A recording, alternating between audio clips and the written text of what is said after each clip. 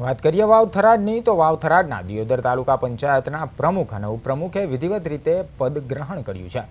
થોડા દિવસ પહેલા યોજાયેલી વિવાદિત ચૂંટણીમાં કોંગ્રેસના ઉમેદવારો પ્રમુખ અને ઉપપ્રમુખ તરીકે ચૂંટાયા હતા।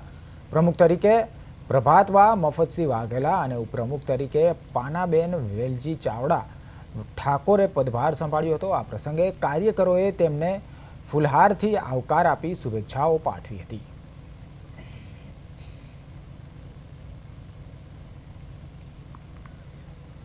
સંવિધાનની અને લોકશાહી બચાવોની રક્ષા એ દિયોદરના જનમત દ્વારા થઈ છે અને નિભાવી છે કોંગ્રેસ પાર્ટીના યોદ્ધાઓએ।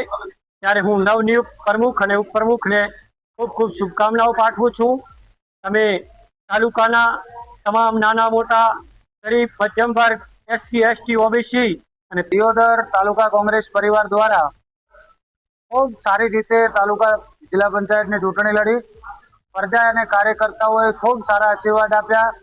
દિયોદરમાં 22 પૈકી 12 તાલુકા પંચાયતને આપણે સૌને સીટો આપી। તાલુકા પંચાયતના પ્રમુખ તરીકે